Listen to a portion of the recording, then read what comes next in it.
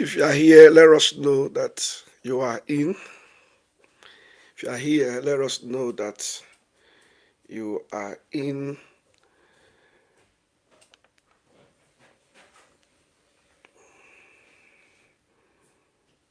Let's wait for a few more persons to be here. Good evening.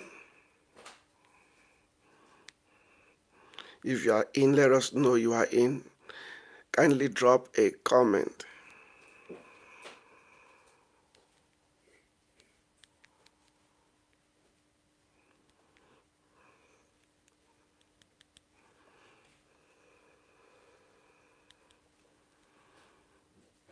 You are welcome to this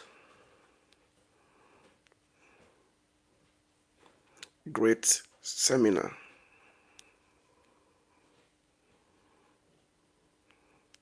You are welcome. If you are here, drop a comment. Let us know that you are here.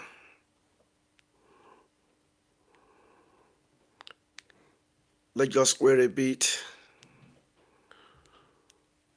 for more people to join. It's going to be incredible.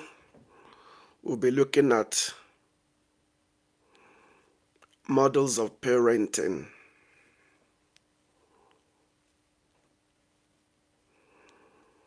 I have important things to share with us, which I believe will be a blessing to us. Drop a message. Let us know that you are here. Our kids are very important. As parents, our kids are very important. If you are here and you are yet to marry, kids are very important. So you want to access important information that will help you to be a great parent when you marry.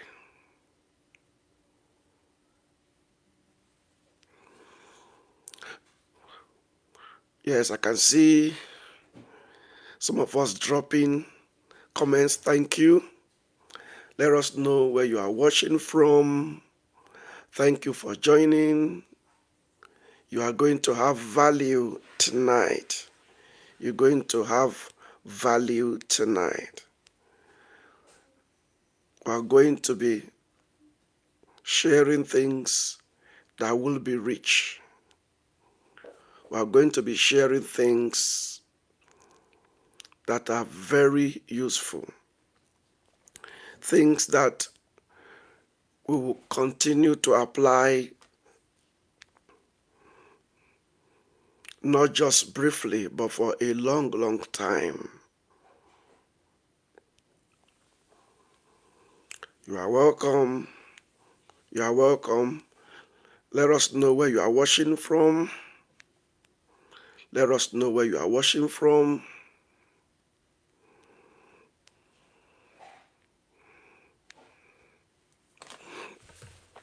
All right, we can have a go now. Thank you again for joining tonight. I just want to say a word of prayer before we go into this seminar. I will become and I will be presenting clear points that are going to be useful. At some point, if you want to ask a question, feel free to type the question.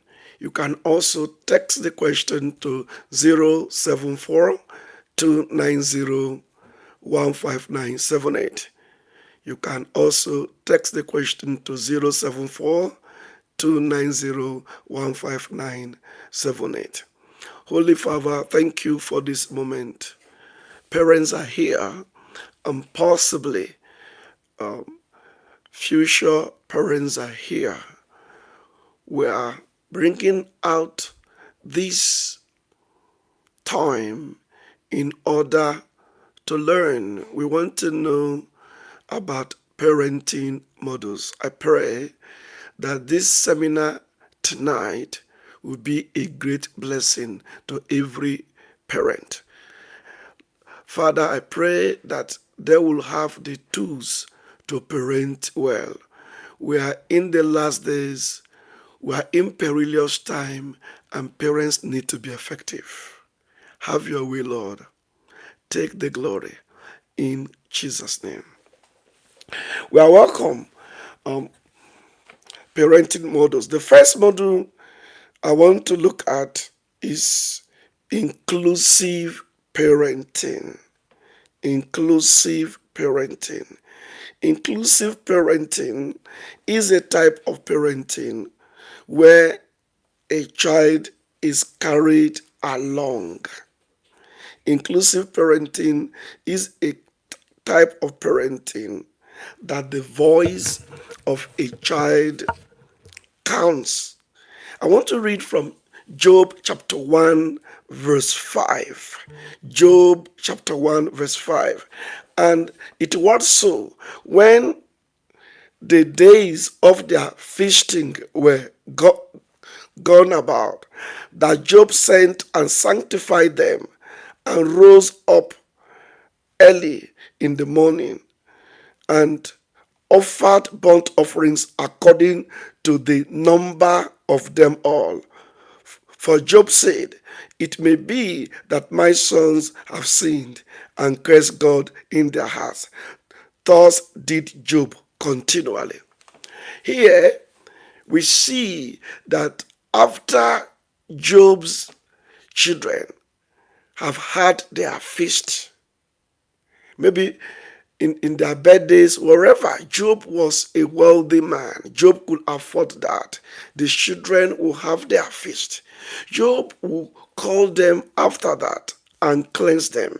He offered burnt offering. What is important here is he offered burnt offering according to their number. It was inclusive. He did not do one burnt offering for all the children. He did not do one burnt offering that represented all the children. Every child was important. If he had 5 children, he offered burnt offering for each of them, which meant he did it 5 times. Every child weighed totally. Every child was important. Every child counted. Every child was included. Job did not summarize it. Job did not do one that represented all the children. Job was interested in every child because every child matters. In inclusive parenting, you include every child. In including parenting, you are interested in every child. If you have 2 children, you are interested in child A and you are interested in child B. If you have 3 children, you are interested in child A, in child B, and in child C. The name of every child is important.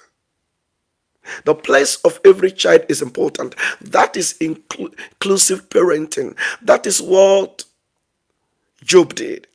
So as a parent, you are meant to pray for every child. You are meant to call every child by name. Job 1 verse 5. Job cleansed each of his children. He sanctified each of them. We must take every child seriously. We cannot cheaply lump all of them together. It is important to know the spiritual progress of every child. It's important to know the spiritual progress of every child. Sometimes parents, right under their nose, right under their roof, are not intimately aware of the journey, of the path of a child or some children. They are more aware of a particular child. This can be the case when a parent has 3 or more children. It's not just one child. It's important to know what is happening to every child.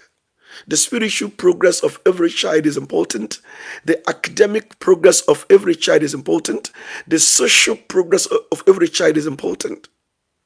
And so a parent is intentional, a mom is intentional, a dad is intentional to see how every child is doing. The next thing I want to say is that it's important for every child to feel valued. A parent can easily feel tempted to overpraise a child that is doing very well, listen to a child that seems more or most reasonable. If we do that, we're excluding the other child or other children.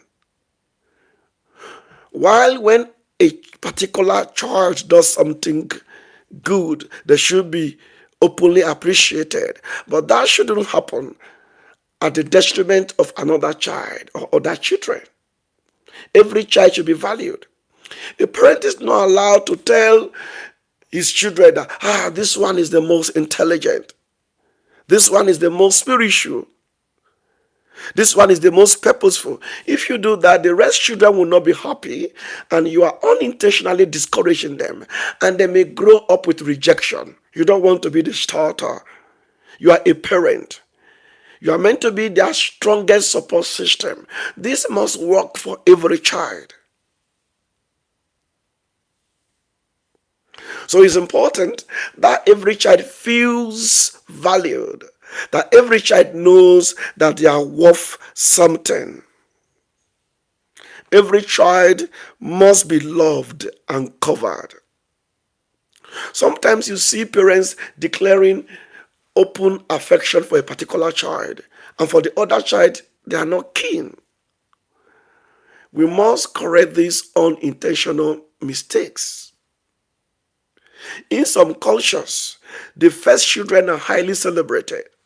The last children are highly celebrated. Firstborn, lastborn. The children in the middle are not taken seriously. We shouldn't do that.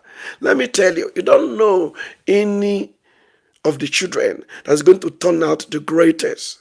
So we must pay equal attention to the children. We must walk the path with every child. No child should be neglected or made to feel they do not belong. And that is catastrophic. That cannot happen under your roof. If a child does not have a sense of belonging in family, they are already defeated. If a child feels valued, if a child feels honored, if a child feels praised, if a child feels celebrated at home, when they go outside, there will be a lion. When they go outside, there will be a lioness.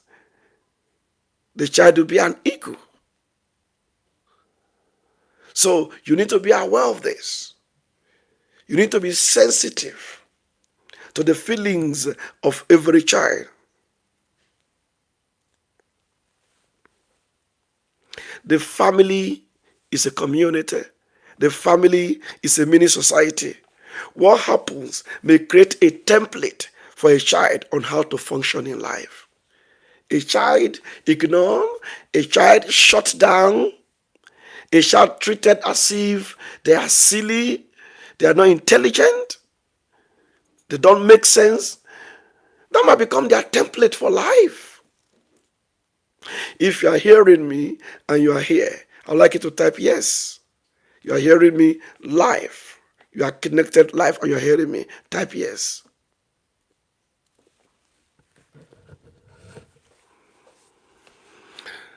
The family is a mini community. It's a mini society. And so what is happening to a child can be extended, can be extrapolated to how a child functions in life. Some of the adults who are struggling strongly is because they didn't receive affirmation. They didn't receive clear affirmation, consistent affirmation from parents while they were growing up. This is a problem. We don't want that to be the lot of any child. We want every child to feel valued.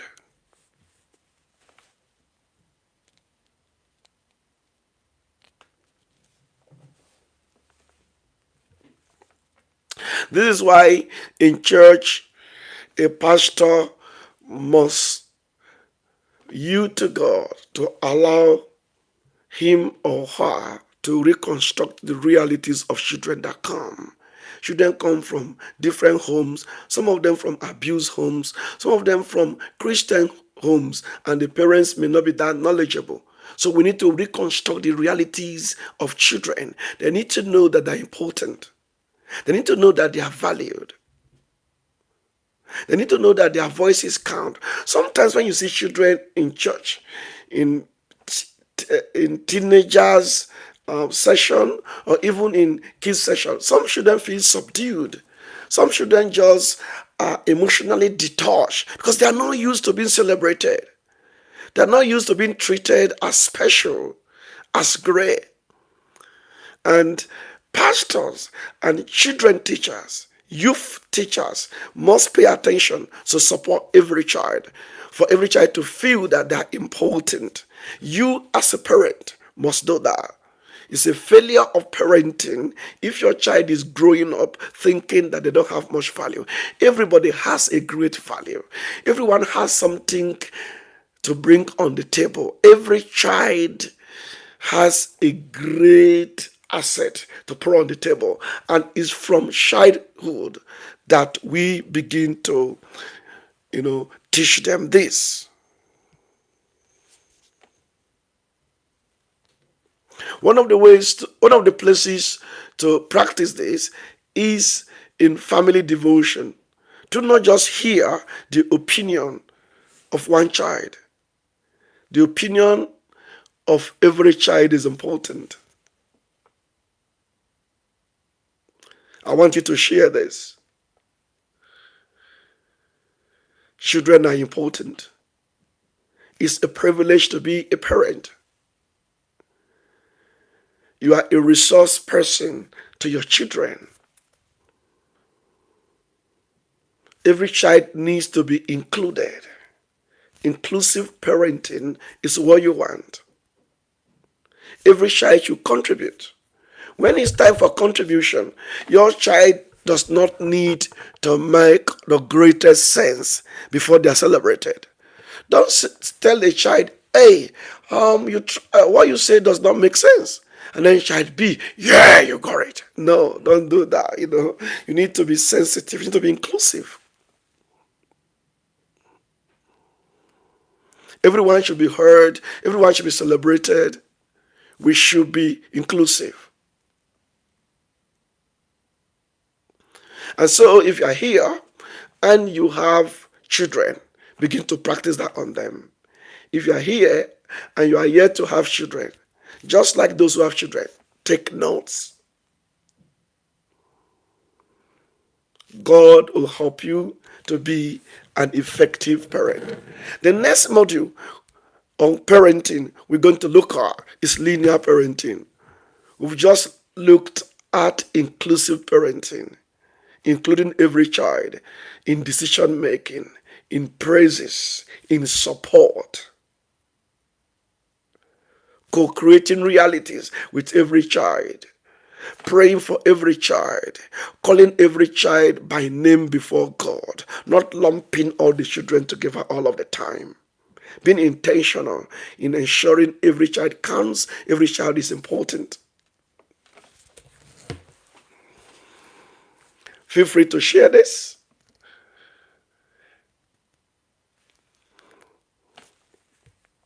Now, we want to look at linear parenting. What is linear parenting? When you say something is linear, you are saying it is a straight line.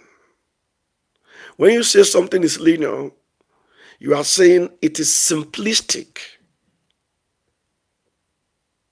When you say something is linear, you are saying it's as simple as 1 + 1 = 2.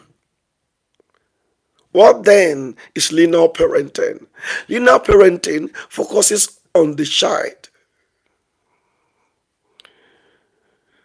and the parent thinks that focuses on one aspect of the child without making connections. No connections. The parent is just simple. That's linear parenting. Some parents, their highest interest is that their child should be academic. So they invest heavily on their education. Other parents, they want their children to be able to play football. They look for the best team. They do their best for their children. Some parents are just focused on the feeding of their children. They are very keen on their children's good feeding. Some parents is just how their children look, the presentation of their children. So they bath their children, they wear them good clothes. Some parents are just very interested in their child having friends. So they do everything to make sure at school or wherever their child has a friend. That is the thing driving them crazy. So they just focus on one aspect of a child. They double down on that aspect. They push on that aspect. They don't make other connections. That is linear parenting. That is linearity. That is simplicity. That is a reductionist approach. That is not expansive. That is not creative. So parents that do this may succeed in one area, but their children might be woeful failures in other areas. So you can see that there's a problem with linear parenting. It's important that your child play football if that is important to you and your child.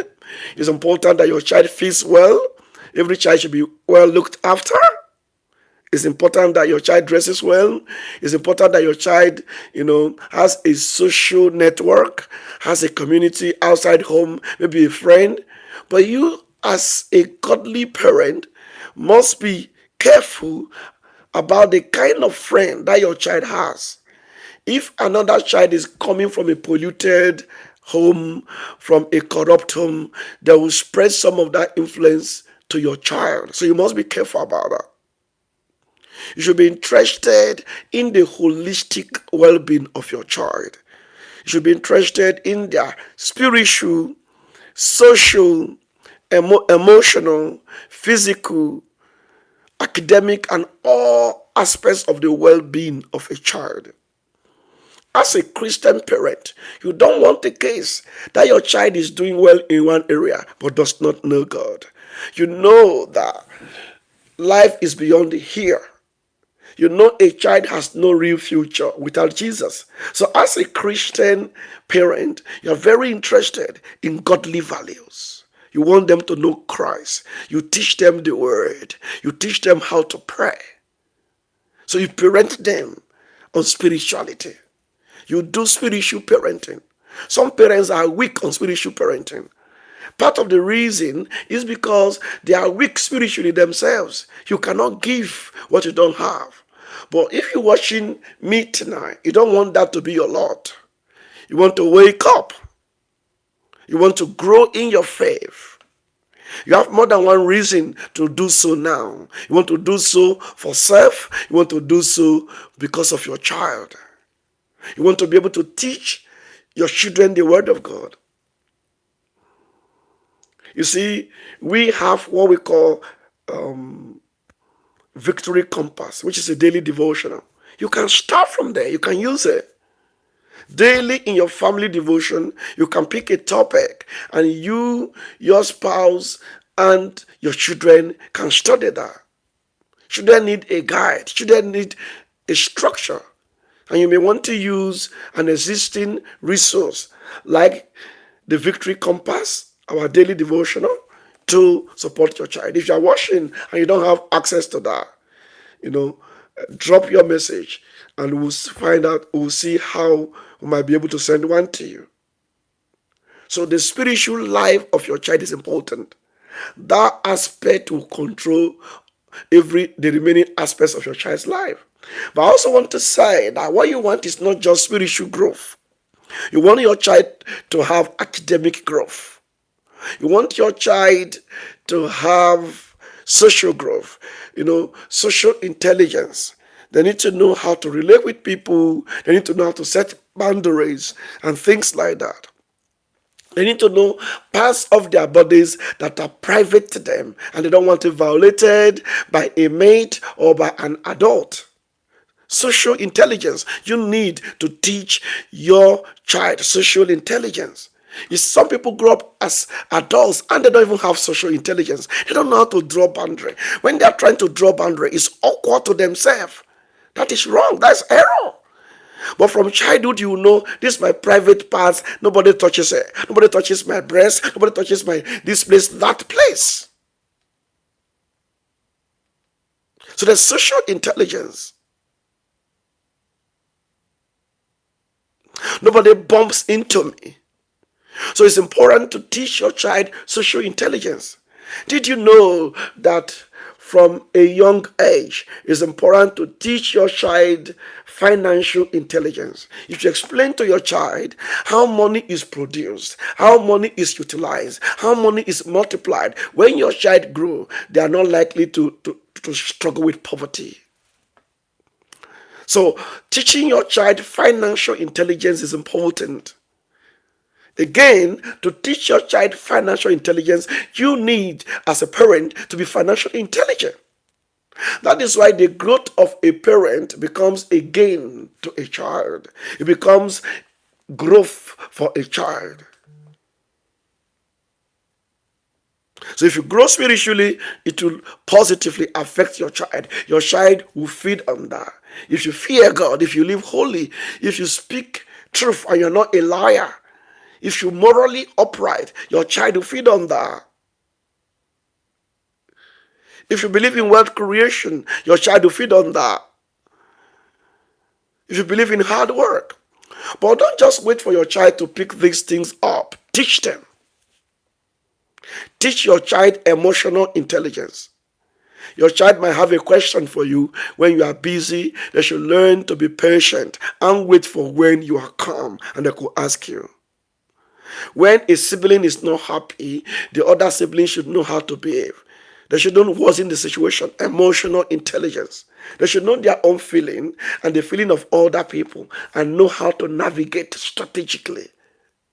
You see, many adults you see today are not wise, are not emotionally intelligent, are not socially intelligent, are not spiritually intelligent. Some of these battles they are fighting started from their child upbringing. That is what you want to cancel in your own case. You want to give your children a leverage. You want to be resourceful to them and be able to develop them from while they are young. If you are hearing me, I am loud and clear to you and making sense to you. Do you want to just type yes, yes? You hearing me? You are here. I'm making sense to you. Please give me a feedback. I want you to type yes, yes. I'm looking at linear parenting and I'm saying it's a straight line operation. It's simplistic. It's reductionist. It's non-expansive. It does not consider other factors. It does not transfer benefits from one area to another. It singles things out and just focuses on one area. It doesn't make interconnections. It doesn't build an ecosystem. A parent should know that if a child is doing well spiritually, they are likely to be focused academically. They are likely to transfer that benefit to their social life. So a parent is interested in a holistic approach. But linear parenting does not engage with that. So it leads to wastage of time, grace, money, opportunities for growth and development. It's not connecting things. In linear parenting, you don't, if you have more than one child, you try to combine the gains of both children. I'll get into that when I start teaching on secular parenting, which is the opposite of linear parenting. But in linearity, it's just one approach. It's just one aspect of a child and not looking at other areas. It fails to see the connectivity of all aspects of operations. That's linear parenting. You just want your child to have friends. You don't care the impact of the friends on your child, on their spirituality, on their morality. You want your child to do football, but your child is not coming to church regularly. You don't make a connection. Different aspects of your child's life are not connected. That is, you are linear.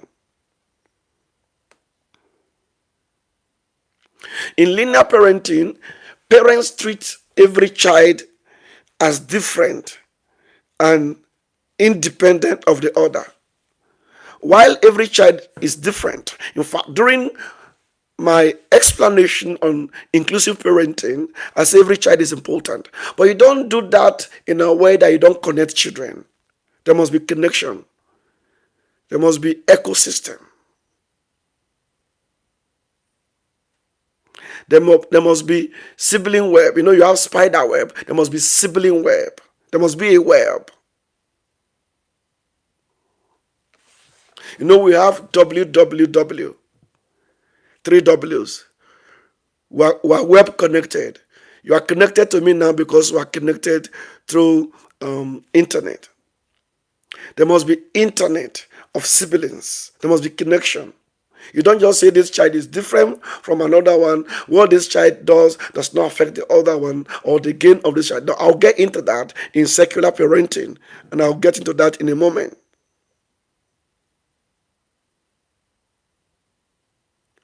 Although parents have power over the child, in linear parenting is top to bottom approach. The voice of a child is not counted. It is monodirectional. A parent does not think that the voice of a child counts. I want to read a place from the Bible for you. The voice of your child is important in the sight of God, and God has a clear instruction for parents in His Word. In Ephesians chapter 6, verse 4, the Bible says, "Fathers, do not exasperate your children. Instead, bring them up in the training and instruction of the Lord." I'd like to read that from New Living Translation.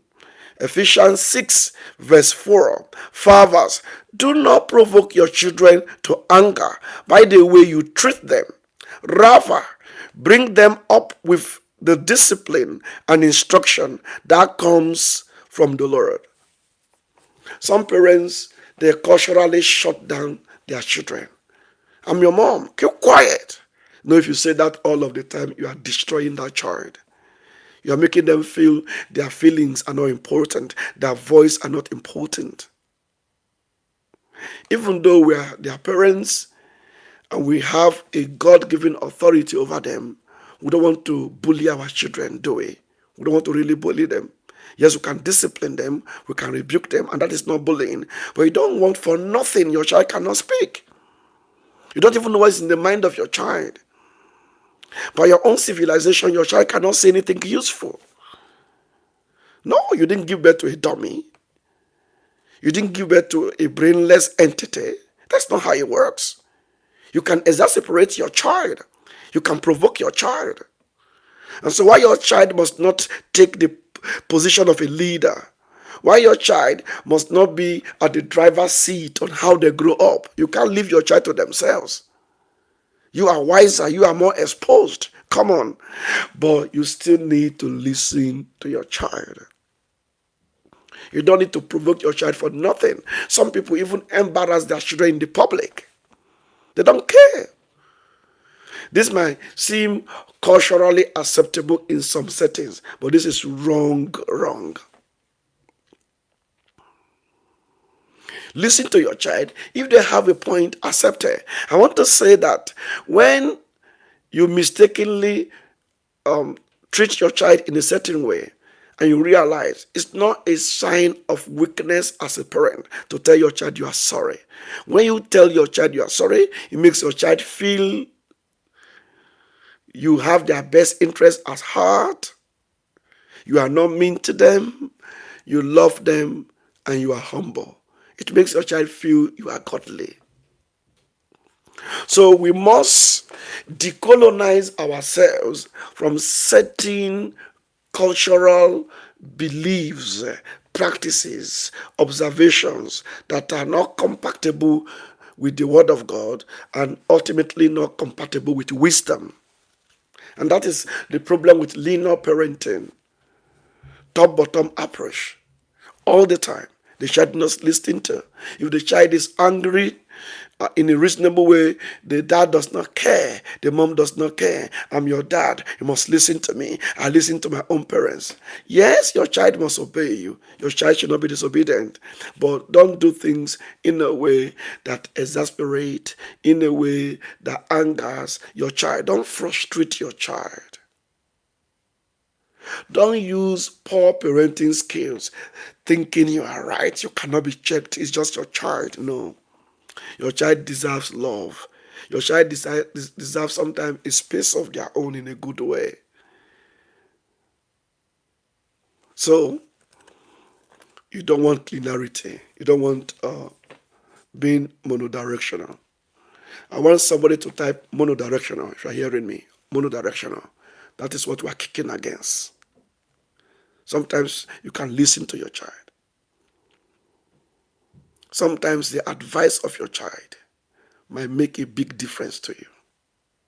It can be of great help. Be open to the input of your child, particularly as they begin to grow up. So type monodirectional. As our children begin to grow up, some of us who are here, we love our parents dearly. We respect them. We honor them.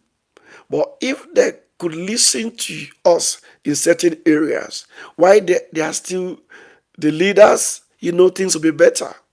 If your dad could listen to you a bit more, things could be better. You know that. If your mom could listen a bit more to where you're coming from, things could be better. But some people are coming from a cultural disposition that now they shut it down. They are poor listeners. A parent must be an active listener, not a poor one. Now, I want to touch the last module tonight. We've looked at inclusive parenting, being inclusive, involving every child, letting the voice of every child count. And we've just looked at linear parenting, a parenting style that is monodirectional, that is fixated in just one aspect of a child's life, that does not connect what the child is doing to other aspects of a child's destiny, that does not even find a way of connecting one child and the other child. That is linear parenting. It leads to wastage of time, of resources. Now, secular parenting then is a parenting style that is lateral, is a parenting style that looks at different aspects and try to connect them. In secular parenting, there's ecosystem of all things. Everything is connected.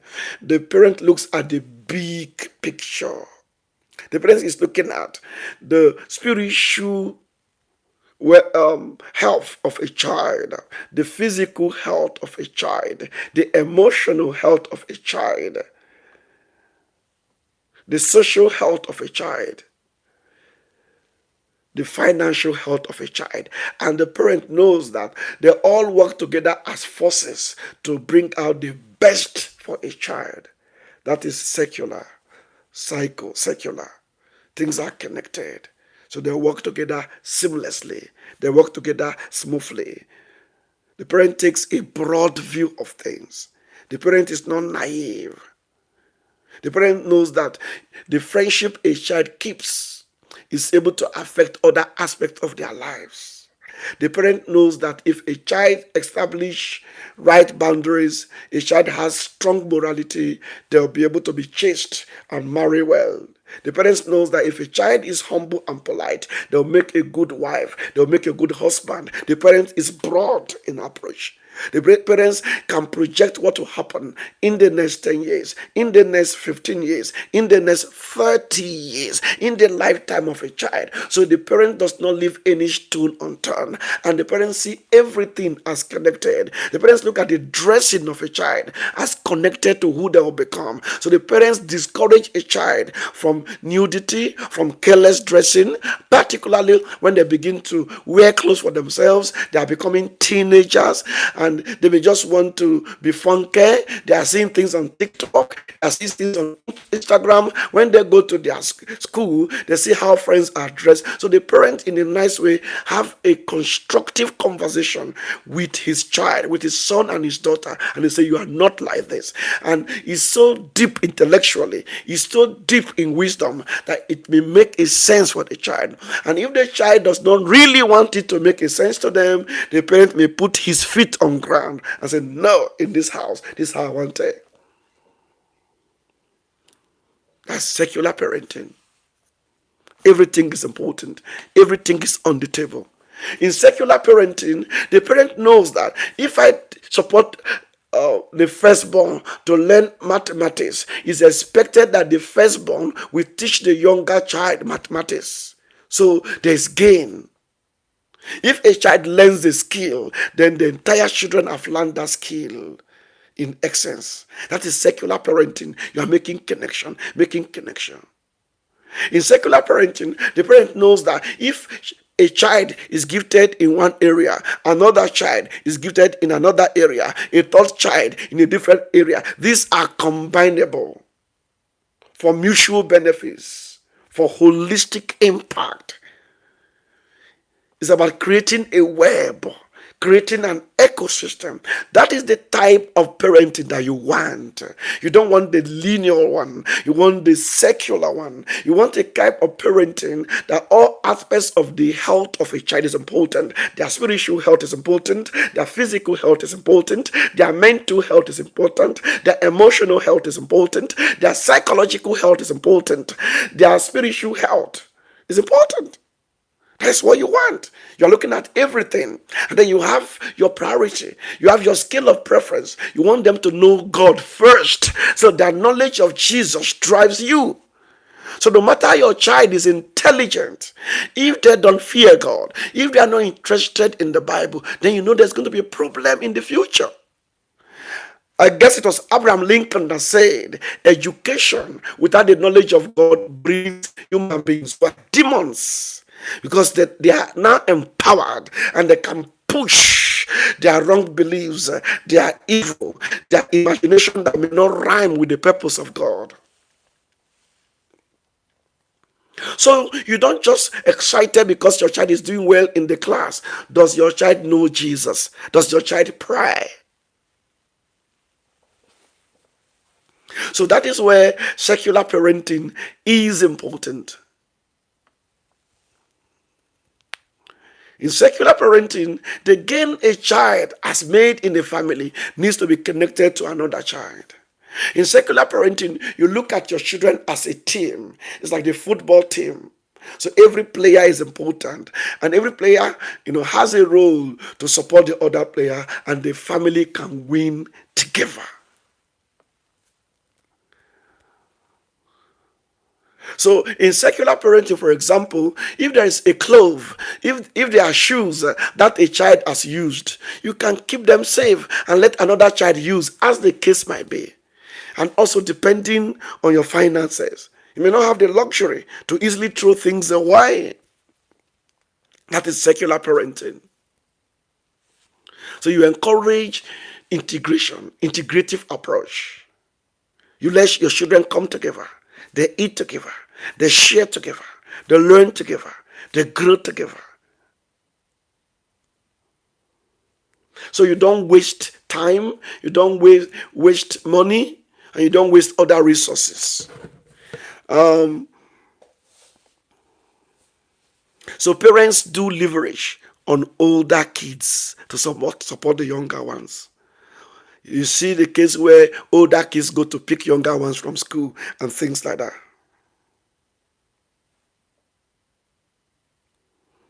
Impulse of father and mother are integrated. It's not like the father is doing his own and the mother is doing her own. The father is facing north and the mother is facing south. No. In secular parenting, even the parents, the man and the woman, they know the power of harmony. They know the power of being on the same page so that they don't send conflicting signals to their children. If you marry, if you are single, and you be disagreeing with your spouse and giving conflicting signals to your children, you are not helping them ultimately. Secular parenting will forbid that kind of linear approach. Everything will be, will be brought together. Everything is harmonized. Everything is connected in a constructive way. Now I will take questions. Because my time is about to run out, I'll take questions. I want you to type your question to 074 290 15978. That is the only platform I'm able to see. My other phone is not available to pick things now. So if you get that. So if you just want to do me a favor, if you are texting a question, text to the one I've mentioned. Because my other phone is in use. So the one you can reach me on is 074 290 1597. I saw someone text a question that I may not be able to catch. Okay, their question has come here. Say, hi, Pastor Mona. Question on parenting. I have 2 children and they have a 7-year age difference. How do I parent either of them, as they have very different understanding levels, without discouraging either child? Yes, sometimes children have unequal age, and we want to be able to parent them or support them in an age appropriate way. Age appropriateness is important. Some of the things you're going to tell child A, the child B might not be able to take them, but there are things that are common to them. Teaching them honesty, teaching them greeting of parents every day, teaching them saying the truth, teaching them taking their academic studies seriously, teaching them to pray. Some things are common, but there are some things that every child needs to be dealt with differently. And how you do that is you don't need to lump them together in this case. So you create a space for a child when they are by themselves and they are speaking to you, or you can speak to them. That's how to do it. Even God treats us together as his children, but he treats us also as individuals. Jesus said, what I say to one, I say to all. That means that thing was talking about, and I think in that case, it was talking about the end time, the signs of the end time, why we should be ready. And he said, what I say to one, I say to all. That means the reality of end time is applicable to all brothers and sisters in the faith. It's applicable to both the priest and church members. So he said, what I say to one, I say to all. So that is one thing. But there's something that God may want to tell you. God might want to instruct you to go on 2 weeks of daily prayer and fasting, breaking daily for 2 weeks. But you may not be instructing another brother like that because they don't have that capacity, or they're not ready for that yet. So there are differences. Things are nuanced at that level. So, you don't need to say something to a child and another child does not feel a sense of belonging. You rather keep that conversation to when you are one-to-one with the particular child that benefits. Whatever is not useful to child A should not be discussed in their presence. So every parent must practice one-to-one session with every child. And that is part of what I meant by inclusive parenting, one-to-one. So reassure all children together, but because of the age difference. And when a child is feeling they don't have a sense of belonging, reassure them, say it. Tell them that, yes, that you are important, this and that. Address that delusion, that myth. But then deal with them based on their age. And one of the ways you do that is through one-to-one support. Are there other questions? And I'll be able to take them. Before I go, are there other questions? Do you have any question for me? Many things have come out here tonight, and I hope that they are a blessing to you. In 2 minutes, Max will be shutting down this session. If you send me a voice note, I might not be able to listen to it now. It will be later as I'm live. But if you have a question, text me. And that question I just dealt with was a very great question. I'm sure it's useful, not just to that person, but to every other person. Okay. Before I go, if there are no other questions, can I ask what stood out for you in a sentence? Do you want to type what stood out for you? And as we are doing that, I want to say that tomorrow, same time, 8 p.m. to 9 p.m. Sorry, we started a bit late today. I've not been 1 hour yet. It's just that I started a bit late. That is why it's past 9. I've not been 1 hour. So tomorrow, we're starting on the dot of 8 p.m. We're starting on the dot of 8 p.m. and we're finishing by 9. And tomorrow is we are exposing the spirit of Balaam. It's going to be hot revival time. It's going to be dealing with demons. It's going to be exposing Satan. We're going to be looking at Balaam. We're going to be exposing the spirit of Balaam. It's time to expose how the spirit of Balaam works. I don't want to go into it. You will know what Balaam represents. Balaam as a metaphor, what it means, what Balaam means, and many features. Things are going to come out tomorrow that will blow our minds. So don't miss tomorrow. Don't miss tomorrow. Be around tomorrow, same time on this platform, 8 p.m. to 9 p.m. If you are yet to follow this platform, at Pastor Mona Jacob, subscribe now, share with family and friends. One love, and we're back tomorrow to do it big to the glory of God. So let me just read out some of the feedback on things that stood out for people. Someone said inclusive parenting, and the reference to Job stood out for me. Yeah, thank you for sharing that. We looked at how Job will sanctify every child and really offer a burnt offering for every child. For Job, every child mattered. He didn't just simply lump all the children together. So inclusive parenting means every child is important, every child's destiny is important, every child's voice is important, every child's name is important. So we include every child. Someone wrote, also, if your child is not interested in the Bible, there will be a problem in the future. Yes. That is secular parenting, where you know that the spirituality of your child, not just academics, is important. Somebody wrote, what stood out was the different types of parenting. And this allowed me to reflect on the type of parenting I was exposed to growing up.